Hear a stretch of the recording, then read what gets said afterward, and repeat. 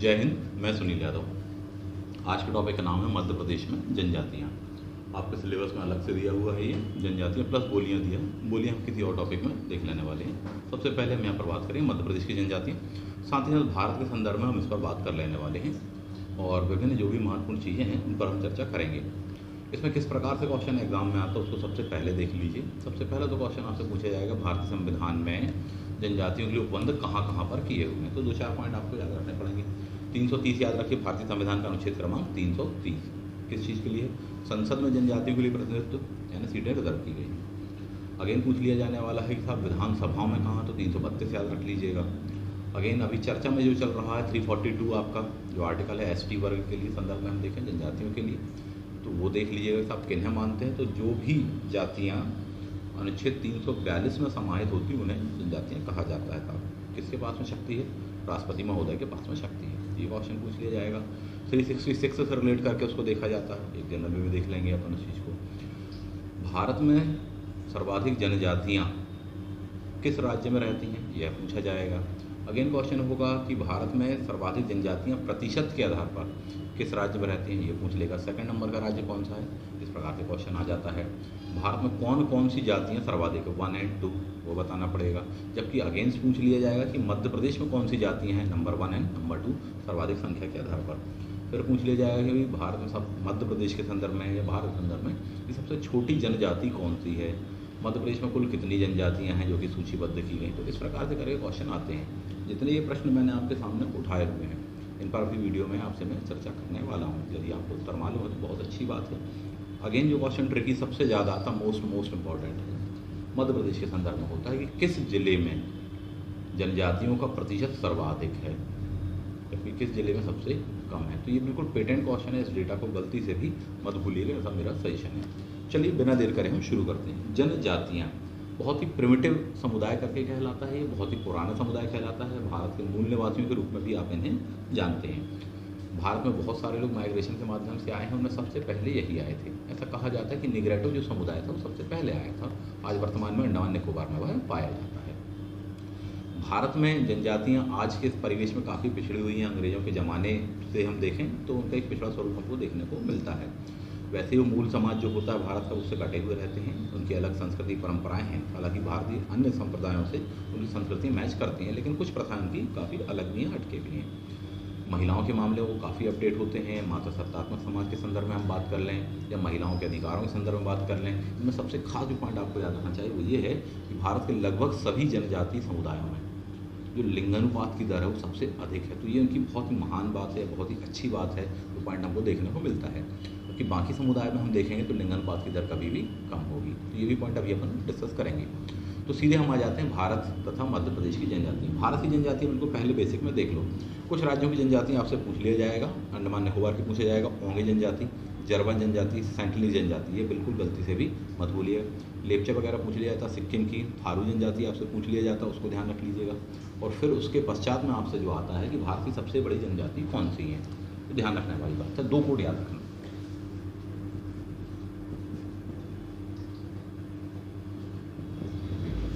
गोभी एंड भीगो। गोभी क्या होगा?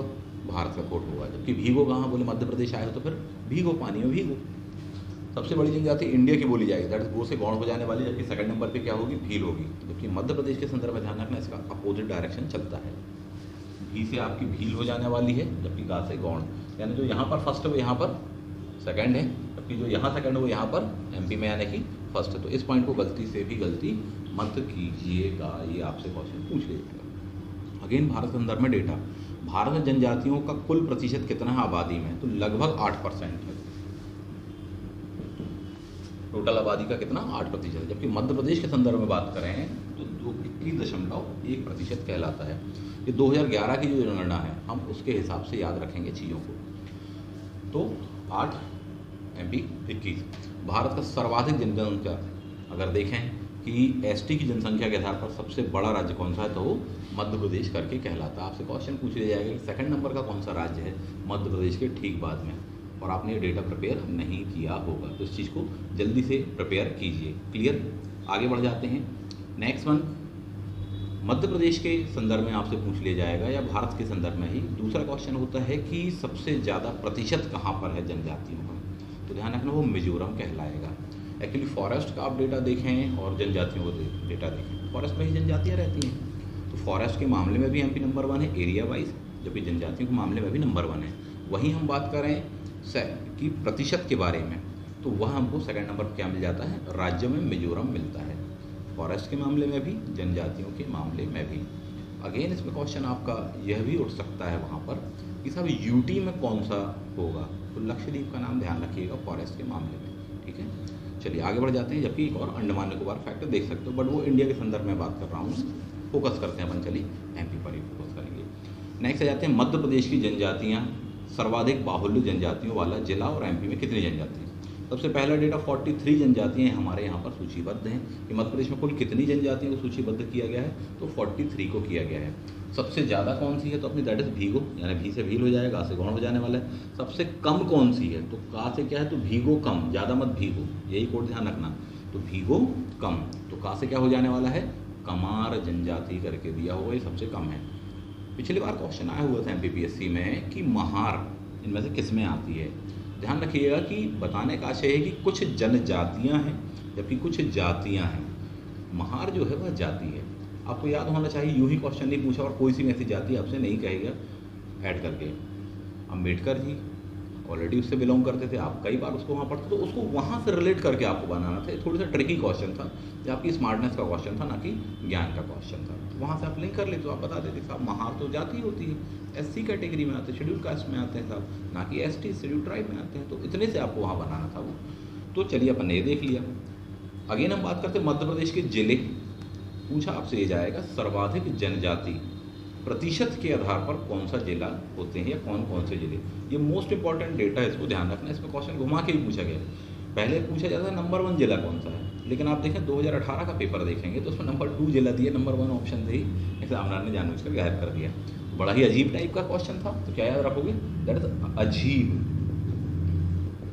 ये बड़ा ही अजीब क्वेश्चन था। परसेंटेज के आधार पर बात हो रही है, एसटी के बारे में बात हो रही है। आ से होगा अलीराजपुर करके हो जाएगा फर्स्ट नंबर पर, झा से क्या होगा, झाबुआ हो जाएगा, ये सेकंड नंबर पे आएगा, और बा से होगा थर्ड नंबर पर आपका बड़वानी। यानी मध्य प्रदेश में 3 जिले सबसे ज़्यादा परसेंटेज के आधार पर आबादी कहाँ है, एसटी की, आ से अलीराजपुर, झा से झाबुआ, बा से बड़वानी। जबकि यहाँ पूछा जाएगा जनसंख्या के आधार पर, तो इनके बगल वाला जिला होगा। धार एक्चुअली का बड़ा सा जिला है, तो वहाँ जनसंख्या के आधार पर आप देख सकते हैं, हालांकि वो आया नहीं है क्वेश्चन। दूसरा पूछ लेता है क्वेश्चन की सबसे कम जनजाति, तो ध्यान रखना भिंड वाला जो एरिया करके कहलाएगा, भिंड मुरैना वाला जो क्षेत्र हम देखेंगे उसको एक नज़र मार लीजिएगा कि साहब हाँ कम में आता है, वैसे ज़्यादा कहीं पूछा जाता है। अगेन इनमें लिंगानुपात पूछ लिया जाता है, कहाँ पर कब सबसे ज़्यादा क्या कहता है मध्य प्रदेश के संदर्भ में, कि एमपी में sex ratio, child sex ratio या सेक्स रेशियो सबसे ज़्यादा कहाँ पर है। तो ध्यान रखना कि 4 जिले आपको याद रखने चाहिए, उतना नहीं कर सकते तो 3 तो ध्यान रखना, वो भी नहीं कर सकते 2 याद रख लेना था आपने, ठीक। भीम, ठीक, भीगो ऑलरेडी कोड है आपका, भीम याद रख लेना। सबसे नंबर 1 क्या हो जाने वाला आपका, भीम, ये होगा जिला जहाँ पर सबसे कम लिंगानुपात है, ठीक है, ये होगा कम वाले याद रख लेना। जबकि ज़्यादा वाले बोला जाएगा तो बा आ मु करके याद रख लेना। चलो एक एक करके देखते हैं, पहले ज़्यादा देखते हैं फिर कम देखते हैं। बा से क्या होगा, बालाघाट होगा, आ से क्या होगा, अलीराजपुर, ये वही वाला है, यानी एक आपका इस साइड का एंगल का और एक इस साइड का एंगल का कहलाएगा। माँ से क्या हो जाने वाला है, थर्ड नंबर पे मंडला। इन 3 में से कोई एक क्वेश्चन आपसे पूछ लिया जाएगा, जनजाति बाहुल्य क्षेत्र कहलाते हैं। कम की बात कर लेंगे, सबसे कम लिंगानुपात, तो भी से भिंड हो जाएगा, माँ से बुराना है, अपन कई बार पढ़ते हैं, तो दैट इज भीम। तो बाम एंड भीम करके सिंपल सा कोडिंग करके अपन इस चीज़ को बना लेने वाले हैं। मध्य प्रदेश में कौन सी जातियाँ जनजातियाँ कहाँ कहाँ पर पाई जाती हैं, तो एक मोटे तौर पर आप चीज़ों को देखें, मैप देखें जो मैं बना रहा हूँ, और आप भी जब पढ़ेंगे वीडियो को कम से कम 2-3 बार देख लेना, बड़े ही अच्छे से कॉपी पेन के साथ में, और ये बना लेना, ठीक। चलिए देखिए, भील पाई जाती मध्य प्रदेश में पश्चिमी हिस्से में। अब कौन कौन से ज़िले हैं, तो साहब कोई एक ज़िला स्पेसिफाइड नहीं है, बहुत फैले हुए हैं। मोटे तौर पर पश्चिमी एरिया करके कहला जाएगा, ठीक है। मालवा वाला क्षेत्र हो गया, एक बड़ा एरिया कहलाएगा। गौड़ों के संदर्भ में बात करें, मंडला, बालाघाट, ये जो क्षेत्र है यहाँ पर गौड़ आपको मिल जाने वाले हैं। तीन जनजातियाँ काफ़ी चर्चा में रहती हैं हमारे यहाँ पर, वो भी ध्यान रखना, दैट इज भावेश। क्या ध्यान रखोगे? भावेश। भा से होता बारिया, बा से बैगा होने वाला, सा से सहरिया हो। ये तीन सबसे पिछड़ी यानी अति पिछड़ी जनजातियाँ हैं। जनजातियाँ ऑलरेडी पिछड़ी हैं, लेकिन उनमें से भी तीन सबसे ज़्यादा पिछड़ी हैं। कौन सी? भावेश। भा से भारिया, भारी चीज़ है, ग्रेविटी के कारण कहाँ जाएगी? नीचे की ओर जाने वाली हैं। तो यहाँ पर क्या हो जाने वाला है? That is Bharia. कौन सा जिला है? छिंदवाड़ा। वहाँ पर ही हम देखेंगे तहसील वहसील वगैरह तो तामी हमको मिल जाएगा। प्लेस का नाम पूछ लेता है, दैट इज पातालकोट नामक जगह कहलाती है, निचला एरिया है, वहाँ पर वो लोग रहते हैं साहब। पूछ लेगा क्वेश्चन आपसे कि पहली चीज़ थी पातालकोट, जो पहाड़ी और उसके निचले हिस्से में जहाँ वो रहते, उसकी डिजाइन कैसी है? तो घोड़े के नाल के आकार की है। ठीक, ये अपन ने पढ़ा हुआ। अगेन इसमें क्वेश्चन जो पूछेगा कि कितनी गहराई पर रहते हैं वो, कितने फीट गहराई पर वो रहते हैं, ये क्वेश्चन होगा। बताइए इसका उत्तर। निश्चित रूप से पूछा जा सकता है, क्योंकि कुछ टॉपिक पर गहराई में क्वेश्चन पूछे जाने लगे हैं। कुछ पर सिर्फ उथले क्वेश्चन आते हैं, लेकिन कुछ पर जिन पर ऑलरेडी 2 बार 5 बार क्वेश्चन आ चुका है, उनमें उसकी अगली स्टेज यानी और गहरा क्वेश्चन पूछा जाता है। 1300 फीट वाली बात याद रखिएगा कि इतनी गहराई पर वहाँ पर उनके आवास इत्यादि क्षेत्रों को देखने को मिलते हैं। नेक्स्ट पर हम बात करेंगे तो भावेश, भा से भारिया हो गया। बा से क्या है? बैगा। मंडला, बालाघाट आसपास के पूरे एरिया में बैगा हमको मिल जाएंगे। तो ये अपन ने देख लिया, बैगा भी यहीं है, जहाँ गौड़ है वहीं पर बैगा है। सा से सहरिया, शहर ऊपर साइड को हमको देखने को मिलता है, तो श्योपर वाला जो एरिया करके है और उसके आसपास का, यहाँ पर सहरिया ध्यान रख लेंगे, जनरल वे में यहाँ मिल जाएगा। अगेन यदि हम बात करें पारधी, तो भोपाल के जो आसपास का एरिया होता है पारधी, ठीक, भोपाल में ही नैया पार लगती है सभी की। कुछ भी काम सा बनता है तो भोपाल जाओ, मार्केट में नाम से करवाना तो पार लगेगी नैया कहाँ? भोपाल जाकर। तो पारधी पद वहीं पर मिलने वाला सबको अच्छा अच्छा पद, ठीक है, दैट इज पारधी करके आप ध्यान रख सकते हैं। ये हो गया। कोरकू पूछ लेता है आपसे, कोरकू। यहाँ पर आप देखेंगे बैतूल, मुल्ताई इत्यादि क्षेत्र पड़ते हैं, तो उसके आसपास में आपको मिल जाने वाला है, दैट इज कोरकू करके। कोल के बारे में पूछ लेगा तो सतना जिला याद रखना।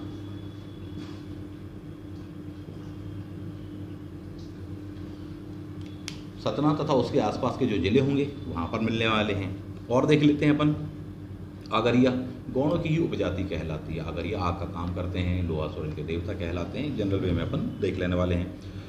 नेक्स्ट वन प्रधान, शहडोल, सीधी वगैरह, तो जनरली इनको देख लो, उन पर क्वेश्चन कम आते हैं थोड़ी सा।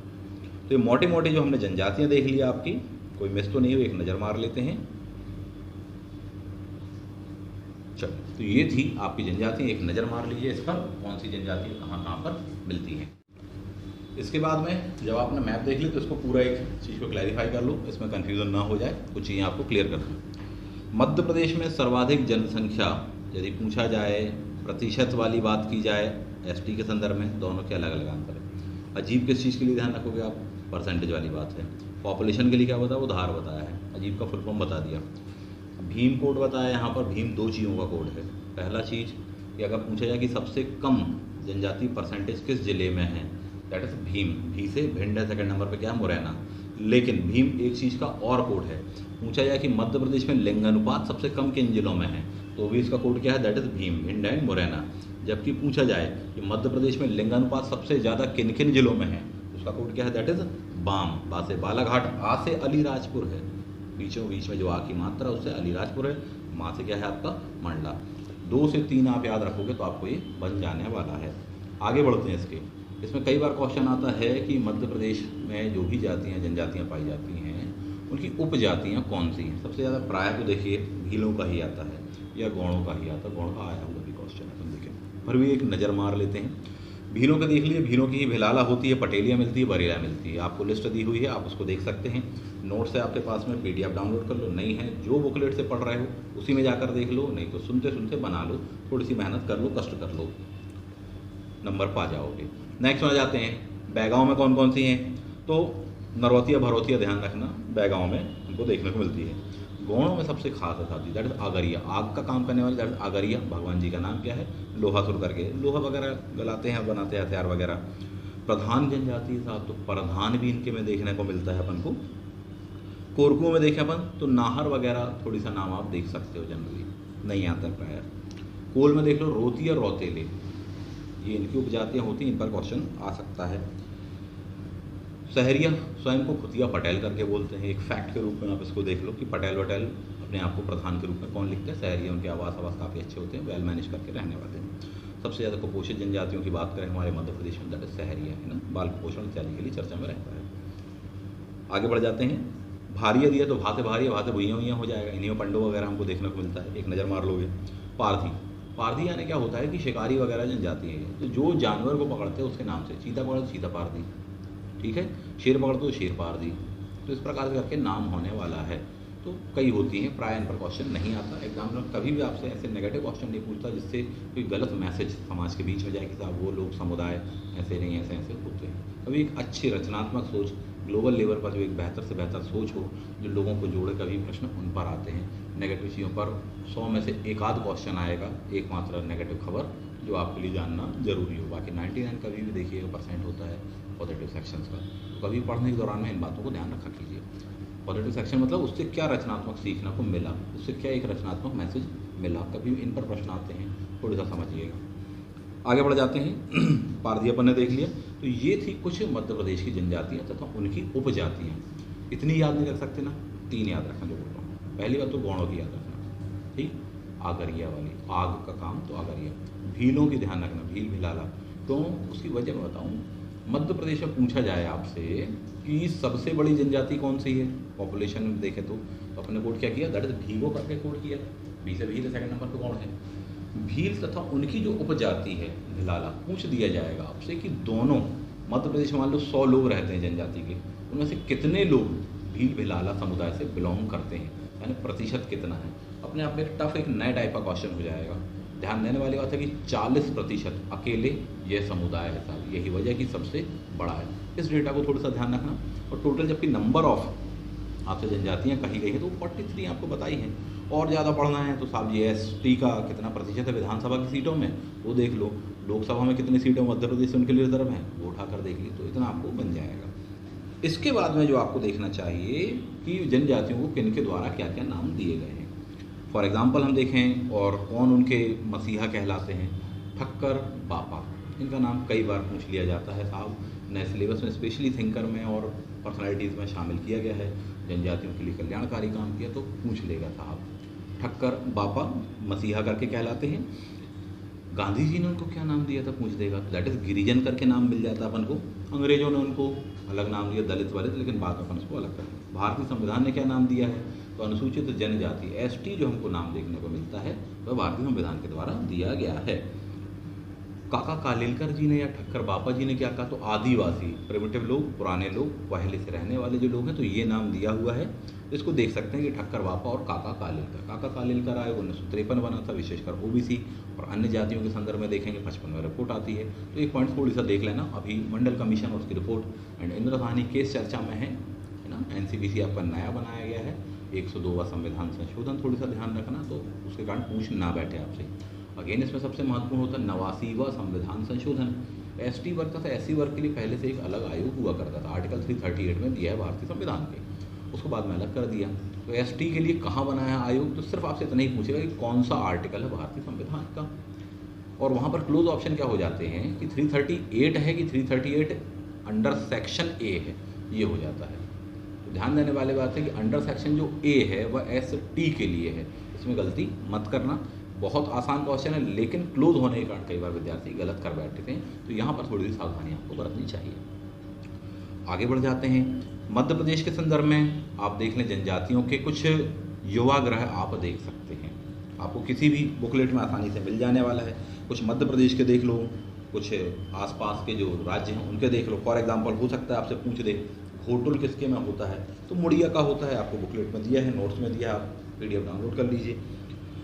भारिया का क्या होता है युवा ग्रह पूछ सकता है आपसे, दैट इज रंग बंग करके होता है, इसको ध्यान रखना। मध्य प्रदेश पिछड़ी जनजातियाँ। मुंडा के दैट इज गिटी ओरा करके दिया होगा आपको। उराव का धुंगोरिया करके कहलाते हैं। जनरली अपन ने उस चीज़ को देख लिया, मार लिया नजर आपने। आगे बढ़ जाइए। जनजातियों के युवा ग्रह तथा उनके साथ साथ यदि हम देखें, सबसे खास पूछा जाता है आपसे भगोरिया हाट के बारे में। तो सिंपल सा है, भा से भगोरिया होगा, भा से भीलों का हो जाने वाला है। कौन सी जगह पर, तो झाबुआ और उसके आसपास का एरिया हो तो वहाँ पर होता है। मध्य प्रदेश शासन के द्वारा स्पेशली इस चीज़ को करवाया जाता है, तो उसको देख लेना। युवागृह वगैरह क्या कहलाते हैं? एक्चुअली इनके शैक्षणिक संस्थान होते हैं जहाँ पर उनको जीवन की कई चीज़ों की सीख प्राप्त होती है, तो काफ़ी अच्छा उसका एस्पेक्ट कहलाता है। मैंने जैसा पहले ही कहा कि महिलाओं को काफ़ी अधिकार प्राप्त होते हैं, तो ये संदर्भ से जोड़कर जब आप उसको पढ़ोगे देखोगे तो आपको अच्छी इन्फॉर्मेशन समझ में आएगी।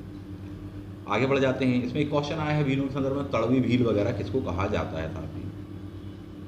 तड़वी भील किसको कहा जाता है? दो चीज़ें आपको देखने को मिलेंगी साहब, अलग अलग समाजशास्त्रियों ने अलग अलग बताया हुआ है। तड़वी भील मेंस में आया क्वेश्चन, मेरे ख्याल से 2008 समथिंग के आसपास एमपीपीएससी मेंस में क्वेश्चन ये आया था। वे भील जो कि कन्वर्ट होकर दूसरे संप्रदाय में शामिल हो गए, that is first one is Tadvi Bhil. Second one is Tadvi Bhil की वहाँ सामाजिक रूप से थोड़ी सी सशक्त होते ना, उनको भी तड़वी भील की उपाधि दी गई। तो इसको एक नज़र आप देख सकते हैं। आर्थिक सामाजिक विवादों का निपटान वगैरह करते हैं, एज अ जजेस हम देखें तो उन्हें भी तड़वी भील की उपाधि दी जाती है। तो जनरली देख लिया अपन ने। कुछ प्रथाएं देख लो जनजातियों में, मोस्ट इंपॉर्टेंट दो तो गलती से ही मत भूलना, भगौरिया वाली बात नहीं भूलना, प्लस आपसे क्या कह दिया, दूध लौटावा करके कह दिया। दूध लौटावा किसकी है? तो गौणों की कहलाती है ना, वहाँ मामा वगैरह इत्यादि में विवाह अपन देख लेंगे। गोल गधेड़ो उत्सव किसका होता है? तो साहब गोल गोल नाच डांस इत्यादि वगैरह दैट इज भीलों का होता है गोल गधेड़ो, ये एक इंपॉर्टेंट है। दूल्हा देव किसके देवता हैं? बैरन देव किसके? लगभग सभी के देवता सभी पूछते हैं अब तो ये संस्कृति में हम देखें, ऐसा कुछ भी नहीं है कि नहीं हाँ केवल एक समुदाय बस। ऐसे ही नृत्यों में भी आपको देखने को मिलेगा साहब, एक ही नृत्य 3-3 4-4 समुदाय करते हैं। मोटे तौर पर किसके लिए फेमस है उस तरह से करके क्वेश्चन आ जाता है आपसे, है ना, तो वो अपन एक नज़र मार लिया। विवाह वगैरह आपको दिए होंगे। परीक्षा विवाह मोस्ट इंपॉर्टेंट है। परीक्षा विवाह भीलों में होता है साहब, महिला को अधिकार प्राप्त होता है कि वह अपने होने वाले हस्बैंड की पहले से ही परीक्षा ले ले, काबिल है यस, नहीं तो नो। तो ये बहुत अच्छी बात है। और भी बहुत से जो समुदाय हैं उनमें महिलाओं को आज के ज़माने में कितने अधिकार हैं भारतीय संदर्भ में हम देखें, खासकर विवाह इत्यादि कुछ ऐसे सेंसिटिव मामले होते हैं, तो उस संदर्भ में एक सीख देने के उद्देश्य के साथ कुछ समुदाय महिलाओं को अधिक स्वतंत्रता प्रदान करते हैं। तो इस प्रकार से क्वेश्चन आता है या पूछने की वजह कई बार यह भी होती है। नेक्स्ट वन टोटमवाद, सबसे ज़्यादा वैसे तो सभी जनजातियों में होता है और जनजाति बस के सभी समुदायों में होता है। हर प्रकार का टोटम होता है, हाथ में अंगूठी पहनना भी क्या है टोटम है, गले में ताबीज़ माला इत्यादि सब क्या है टोटमवादी। परंतु बैगा, इसको ध्यान रख सकते हैं, या ऐसे भी कीवर्ड आप देखो साहब इतने सारा अपन तामझाम इकट्ठा कर लेते हैं बैग में रखने लायक हो जाए, तो लेके चलते हैं अपन। तो बैगा अपन देख लेने वाले हैं। मोटे तौर पर यही है इनका जो है। निवास स्थान आप देख सकते हो किसका क्या है, ढाना भारियों का कहलाता है, फाल्या भीलों का कहलाता है। जनरली देख लो जितनी भी जनजाति हैं वो सब झूम खेती ही करते हैं, शिफ्टिंग एग्रीकल्चर ही करते हैं। इस पर क्वेश्चन पूछ लिया जाने वाला है आपसे। मध्य प्रदेश में बेवार वगैरह इसको कहा जाता है। जनजातियों के संदर्भ में गौण करते हैं तो दैट इज बारी करके नाम मिलेगा आपको। झूम बैगा की कहलाती है, शिफ्टिंग एग्रीकल्चर कह लीजिए। जबकि ढहिया क्या है अपन ने देखा बारिया का, तो एक नज़र इस पर मार लेंगे।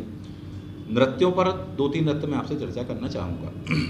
सबसे पहला रीना नृत्य किसका होता है? बैगा। रीना नाम की एक बच्ची है प्यारी सी, पढ़ने के लिए क्लास आती है, क्या लेकर आती है? बैग लेकर आती है। तो बैगा रीना, बैग लेकर आने वाली बच्ची रीना। तो रीना नृत्य किसका होगा? बैगा करके देख लेंगे। हालांकि और भी समुदाय करते हैं, गौड़ों में भी होता है, गौड़ों में और बैगाओं में बहुत कनेक्शन है, तो ये थोड़ा सा देख लेना। वेरी रेलेवेंट का नाम पूछता है बैगा के नाम से, पुस्तक किसने लिखी है थोड़ी सी एक नज़र इस पर मार लेना, अच्छा फैक्ट कहलाता है। बिल्मा, वही बल्मा टाइप का प्रेम प्रसंग हो जाने वाला है। चटकोरा लगा के खाते होंगे साथ, तो चटकोरा कहाँ पर होगा? कोरकू जनजाति करके होगा। इनको देख लो। भा से भील, भा से भगोरिया वाला करके वर्ड आपने देख लिया है। गा से गौण होते, गा से गौचो करके होते हैं, तो इनका नृत्य करके कहलाता है। बरेदी सभी में होता है वैसे तो, है ना, यादवों में भी होता है, ग्वाल जनजाति करके दिया हुआ है, तो उसको देख लेंगे। सुआ नृत्य दैट इज बैगा। पढ़ते हैं ना, बैग लेकर आने वाले बच्चे रट लेते हैं फैक्ट वगैरह, तो उनको सुआ की तरह हो जाता है, तोते की तरह रट लेते हैं, दैट इज सुआ करके हो जाएगा। मोस्ट इंपॉर्टेंट खम्बा स्वांग किसमें होता है? गलती से ही मत भूलना, कोरकू में होता है। बहुत ही परिष्कृत, बहुत ही खास पॉइंट ये कहलाता है, नृत्य होता है और सामाजिक शिक्षाएं देता है, बहुत ही रचनात्मक। तो पूछ लिया जाता है साहब जी खम्बा सांग। खम्बा हो गया आपका, राजकीय नृत्य वगैरह संदर्भ देखे हैं, डांस वगैरह हम देख रहे हैं, म्यूज़िक के बारे में बात कर लें, आपका मार्च वगैरह आप देखते हैं, तो थोड़ी सा इन पॉइंट को एक नज़र मार लीजिएगा। उस चीज़ में यहाँ पर नहीं उठा रहा हूँ यहाँ कुछ कर, है ना, समय आपका काफ़ी हो जाएगा। तो ये अपन ने मध्य प्रदेश में जनजातियों के बारे में कुछ पॉइंट देखे। और भी चीज़ें आप देख सकते हैं, चाहे तो मध्य प्रदेश का जनजाति विश्वविद्यालय अमरकंटक वाला आपका इंदिरा गांधी के नाम पर है। अगेन यदि हम उसमें देखें, पहला जनजाति संग्रहालय देख लो, भोपाल में बनाया जाएगा। जनजातियों का जो रेडियो पहला कहलाता है, भावरा वाला, वहाँ हम देखेंगे भील जनजाति का नाम सबसे पहला कहलाता है। वर्ल्ड का नंबर 1 कहलाता है, तो उसके कारण आपसे शायद क्वेश्चन पूछ दे। तो ये अपने मध्य प्रदेश का डेटा देख लिया, इसके साथ साथ थोड़ा सा इंडिया का आप जनजाति को डेटा देख लीजिए, पूछ लेता है क्वेश्चन आपसे। फॉर एग्जाम्पल टोडा जनजाति के बारे में काफ़ी बार क्वेश्चन आया हुआ है। भारत में कहाँ पाई जाती है? नीलगिरी क्षेत्र है, वहाँ पर टोडा जनजाति पाई जाती है। वहाँ पर महिलाओं में आप देखेंगे बहुविवाह की परंपरा हमको देखने को मिलती है, बहुपति प्रथा जिसको अपन कहते हैं, पॉलीगैमी, पॉलीएंड्री के नाम से आप जानते हैं इसको। इस पर क्वेश्चन पूछ लिया जाता है। कौन सा जीव वगैरह क्या पालते हैं, तो भैंस वगैरह पालन करते हैं, प्रिमिटिव समुदाय करके कहलाते हैं, इनको पूछा गया क्वेश्चन है। अगेन अंडमान निकोबार आपसे कहा, थोड़ी सा उस पर नज़र मार लीजिए, एक लिस्ट देख लीजिए, लेप्चा जनजाति वगैरह देख लीजिए आप, क्वेश्चन पूछ लिया जाता है। लद्दाख वाला जम्मू कश्मीर का थोड़ा सा क्षेत्र पूछ लेता है, एक आध कई बार आया हुआ है। इनको एक जनरली नज़र मार लो आप, डिटेल में चर्चा मैं इस पर नहीं करूँगा, एक नज़र भी मार लोगे आप, आपको आसानी से मिल जाएगा ये, उसको पढ़ लीजिए तो आपका कम से कम प्रिपेयर हो जाने वाला है। तो ये था जनजातियों का टॉपिक, काफ़ी कम शब्दों में और काफ़ी ठीक ठाक तरीके से बताने का मैंने प्रयास किया है। फिर भी कोई चीज़ ऐसी बाकी रह गई हो तो उसके लिए क्षमा प्रार्थी हूँ मैं। अच्छे से तैयारी कीजिए, एग्ज़ाम आपके बिल्कुल सामने है। जब आप इस टॉपिक को पढ़ें तो कागज़ पेन लेकर थोड़ी सा देखिए, बड़े धैर्य से, बड़ी तल्लीनता से, जैसे यूट्यूब के साथ बाकी वीडियो में करते वैसा मत करना प्लीज़। अच्छे से देखें, कागज़ पेन का यूज़ करें, लिख लिया करें, कोई फैक्ट ऐसा आता है जो डायग्राम्स वगैरह बताएं उनको बनाना सीखें। थोड़ी सा इस तरह से मेहनत कर लेंगे तो आपको काफ़ी अच्छे से बनेगा। कम से कम 2-4 बार इसको देख लो तो आपके दिमाग में चढ़ जाएगा ये डिसाइड का जो डेटा आपको बताया गया। तो आशा करता हूँ ये वीडियो आपके लिए हेल्पफुल रहा होगा। कोई इससे संबंधित प्रश्न तो आप पूछ सकते हैं। मिलते हैं किसी अगले वीडियो में। Thank you. जय हिंद।